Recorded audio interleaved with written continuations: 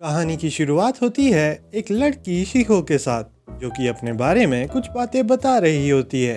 मैं अपनी दोस्त रेरा के साथ बहुत ऊंचा उड़ना चाहती थी, पर एक साल पहले वो सपना टूट गया।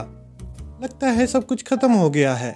मुझे लगता है कि मुझे अब क्विट कर देना चाहिए। ऐसा मत कहो, तुम इतनी जल्दी हार नहीं मान सकती। पर मैं अब और कर भी क्या सकती हूँ? क्यों ना तुम मेरी मैनेजर बन जाओ और इस तरह हम दोनों एक साथ उड़ पाएंगे। और उस दिन मैंने अपना सपना नहीं छोड़ा और रेरा के साथ उड़ने के लिए उसकी मैनेजर बन गई। पर मेन प्रॉब्लम तब शुरू हुई जब हमारे थर्ड ईयर में हमारे क्लब का नया एडवाइज़र इनोसे आया। इनोसे की रेप्यूटेशन बाकी स्टूडेंट्स के साथ कुछ खास अच्छी नहीं है और मुझे भी इनोसे बिल्कुल अच्छा नहीं लगता। पर शिहो अब स्टूडेंट गाइडेंस रूम में इनोसे के साथ होती है, जहां वो इनोसे को दिन की रिपोर्ट बता रही होती है। तो आज की क्या रिपोर्ट है? सेंसे, आज भी सब कुछ नॉर्मल है। बहुत बढ़िया शिहो, बस ऐसे ही अच्छा काम करती रहना। और हाँ, तुम्हारे इस बढ़िया काम के लिए ये रहा तुम्हारा रिवॉर्ड। और फिर इस रिवॉर्ड की मदद से इनोसे शिहो के स्ट्रेस को दूर करने में मदद करता है, जिसे शिहो भी काफ़ी इंजॉय कर रही होती है।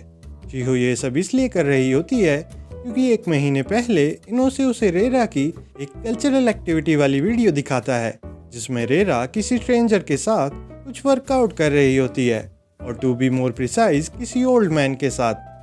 खैर, इनोसे तब शिहो से क्लब को बंद करवाने और रेरा को स्कूल से निकलवाने की बात करता है, पर शिहो ऐसा कुछ भी नहीं होने देती है और इनोसे के साथ एक डील करती है, जिसमें शिहो इनोसे की सारी बातें तब तक मानेगी जब तक रेरा का फाइनल टूर्नामेंट नहीं हो जाता।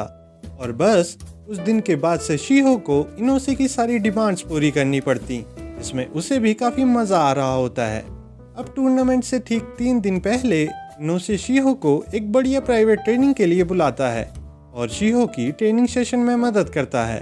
पहले दिन शिहो उस एक्सट्रीम ट्रेनिंग को बड़ी मुश्किल से पूरा करती है और ट्रेनिंग के दौरान शिहो अपने पेंट अप स्ट्रेस को भी रिलीज करती रहती है। अगले दिन इनोसे वापस से शिहो की ट्रेनिंग में मदद करता है, पर इस बार वो शिहो को उसका स्ट्रेस लीव करने नहीं देता है, जिसकी वजह से शिहो काफ़ी टेंस्ड अप हो जाती है और अपनी सारी रीजनिंग भूल जाती है। शिहो तब बस इनोसे से उसका स्ट्रेस लीव करवाने में मदद मांगती है और इनोसे भी इस अपॉर्चुनिटी को मिस नहीं करता है और वो शिहो के साथ वर्कआउट सेशन की शुरुआत कर देता है और शिहो की स्ट्रेस लीव करने में मदद करता है। वर्कआउट सेशन के बाद शिहो काफ़ी थक जाती है, जिसकी वजह से उसके पास और ज़्यादा वर्कआउट करने के लिए बिल्कुल भी एनर्जी नहीं बची होती है।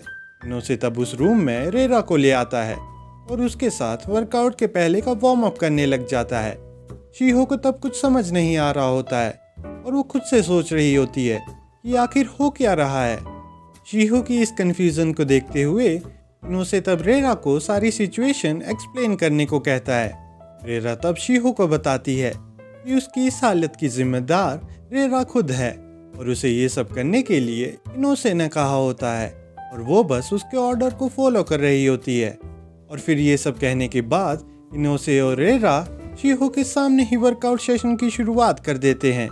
शिहो को तब इनोसे की सारी चाल समझ आ जाती है, पर अब बहुत देर हो चुकी होती है, जिसकी वजह से वो अब कुछ और कर भी नहीं सकती थी, क्योंकि वो अब खुद इनोसे के प्राइवेट ट्रेनिंग सेशन को काफ़ी इंजॉय कर रही होती है और अब वो इनोसे के ऊपर डिपेंडेंट हो गई थी उसकी प्राइवेट ट्रेनिंग में मदद करने के लिए।